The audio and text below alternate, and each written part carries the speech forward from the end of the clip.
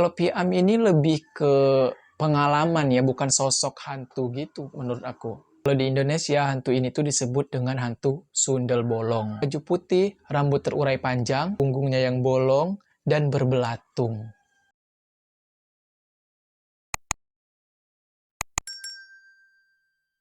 Hai guys, Assalamualaikum warahmatullahi wabarakatuh. Terima kasih untuk kalian yang udah berhenti scroll dan ngeklik video ini. Apa kabar kalian semuanya? Semoga kalian dalam keadaan sehat dan dimudahkan rezekinya pada hari ini. Amin. Aku mau ngucapin juga terima kasih untuk kamu yang udah subscribe ke channel aku.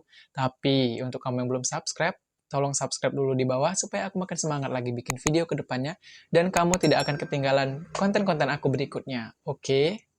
Nah guys, di Indonesia sendiri kan banyak banget ya jenis-jenis hantu. Mulai dari pocong, kuntilanak, tuyul, genderuwo, dan banyak banget macam-macamnya kan. Nah, tapi apakah di luar negeri itu hantunya sama-sama di Indonesia atau beda-beda? Kalau untuk hantu, mungkin di semua negara itu ada ya, tapi jenisnya yang berbeda-beda. Kali ini aku akan membahas 12 hantu yang berasal dari luar negeri yang memiliki kemiripan sama hantu-hantu yang ada di Indonesia. So guys, gimana cerita lengkapnya? Oke, langsung aja. Aku bercerita, kamu mendengarkan.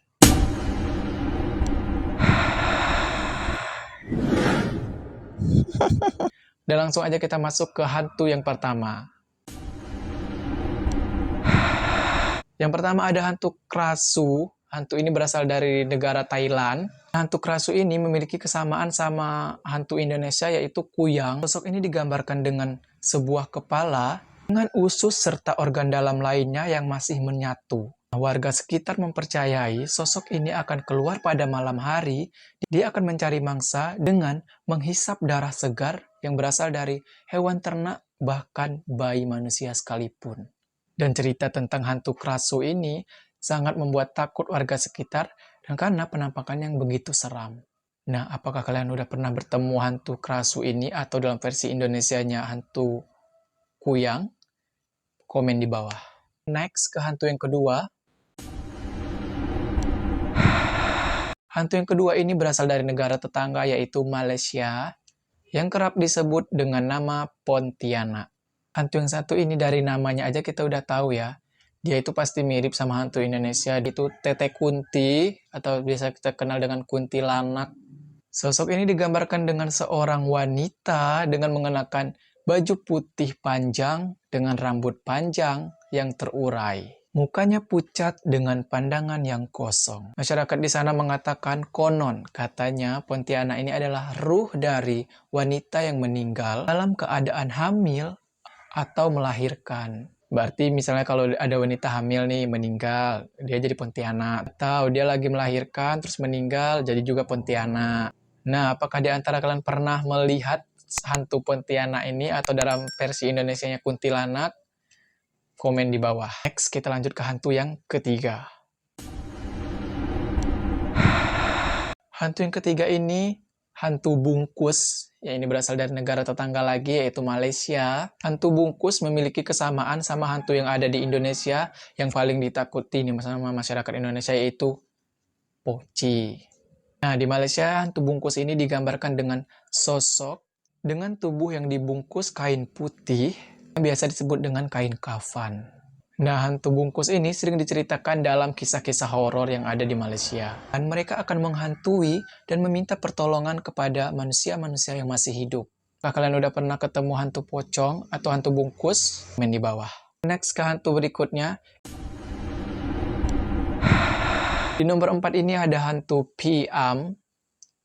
Piam ini berasal dari Thailand. Hapunka. Menurut aku sih Piam ini lebih ke pengalaman atau kejadian ya, karena kejadian yang dialami saat kita tidur atau biasanya kita itu menyebutnya dengan ketindihan. Mereka percaya saat mereka tidur mereka itu mengalami ketindihan, dipercaya mereka diganggu oleh jin atau setan. Kejadian ini membuat korban susah bangun dan susah bernafas, terasa sesak gitu loh dadanya. Lebih kurang sama sih sama ketindihan. Nah, aku yakin banget kalau yang satu ini pasti kalian udah pernah ngalamin karena aku sering ngalamin ini.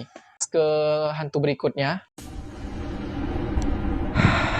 Lagi-lagi dari Malaysia, ini adalah hantu toyol. Tulisannya toyol. Toyol ini kalau di Indonesia disebut dengan tuyul. Toyol ini digambarkan dengan sosok makhluk kecil dan kepalanya botak. Nah, toyol ini suka mencuri uang atau barang-barang untuk dijadikan untuk dijadikan bahan pesugihan.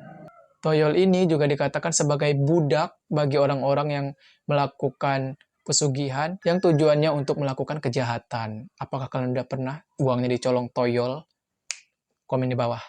Oke, next ke hantu berikutnya. Di sini ada hantu pilang kluang. Aduh, susah ya nyebutnya. Nanti aku tulis deh namanya. Ini berasal dari Thailand. Di Indonesia, hantu ini tuh disebut dengan hantu sundel bolong. Hantu ini digambarkan dengan sosok wanita yang mengenakan baju putih, rambut terurai panjang, dengan punggungnya yang bolong, dan berbelatung. Nah, untuk mengganggu orang-orang, dia ini sering sekali menyamar menjadi wanita yang cantik untuk memikat para korban. Nah, ketika mereka udah ngobrol-ngobrol, ketika korbannya sudah terpana dengan kecantikannya, di sini nanti dia akan menunjukkan sosok wujud aslinya. Oke, next kita ke hantu berikutnya. Nah, hantu ini bernama Llorona, berasal dari Meksiko. Nah, kalau di Indonesia sendiri, Llorona ini dikenal dengan sosok Wewe Gombel.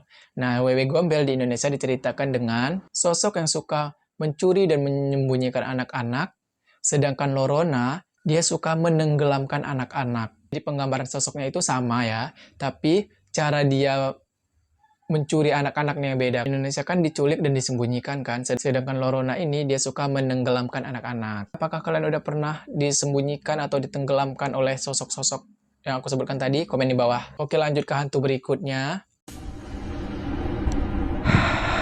Hantu ini bernama Tiana, berasal dari Filipina. Nah, tadinya pas aku baca tentang hantu Tiana ini, aku mengira tuh hantu Tiana ini mirip hantu kuntilanak gitu kan. Dan ternyata di Indonesia justru hantu Tiana ini dikenal dengan sosok tuyul. Tapi Tiana ini tuh di sana bukan kayak tuyul di Indonesia yang mencuri atau kayak di Malaysia tadi juga mencuri. Tapi di sini justru Tiana ini digambarkan dengan sosok ruh anak kecil yang sering memancing korbannya atau menakuti orang-orang dengan tangisannya. Seperti bayi untuk memancing para korban. Nah, ketika korbannya ini nanti melihat dia akan menyerang korbannya. Seperti bayi untuk memancing para korban. Nah, ketika korbannya ini nanti melihat dia akan menyerang korbannya. Kita ke hantu berikutnya. Hantu ini bernama Ujino Sashihime. Nyebutnya aja udah belibet nih. Sesuai namanya, ini berasal dari Jepang. Ujino ini kalau di Indonesia dikenal dengan sosok si manis jembatan Ancol, di mana mereka digambarkan dengan sosok wanita yang sangat cantik, di mana kematian mereka ini diceritakan dengan latar belakang yang sangat menyuramkan. Nah, hantu Ujino ini sering dikaitkan dengan legenda jembatan Uji yang ada di Jepang. Dia akan mengganggu orang-orang yang lewat di jembatan tersebut dengan tindakan yang mengerikan. Kan ada yang sampai mengalami kecelakaan. Next, kita ke hantu berikutnya. Hantu ini bernama Yurei dari Jepang. Yurei diceritakan adalah arwah dari seseorang yang meninggal secara tragis. Dan ruh mereka inilah yang kembali akan membalas dendam kepada para pelaku. Mereka sering menampakkan diri dengan wajah pucat, rambut terurai, dan mengenakan baju adat Jepang. Next ke hantu berikutnya. Hantu ini adalah hantu Onryo yang berasal dari Jepang. Onryo ini kurang lebih sama nih sama Yurei. Dia adalah sosok atau ruh yang membalas dendam akan kematian mereka yang tidak wajar. Dipercayai adalah ruh yang kembali dari kematiannya yang membalaskan dendam kepada pelaku. Mereka terus akan mengejar dan membalas dendam kepada siapapun yang terlibat dalam pembunuhan atau kematian mereka.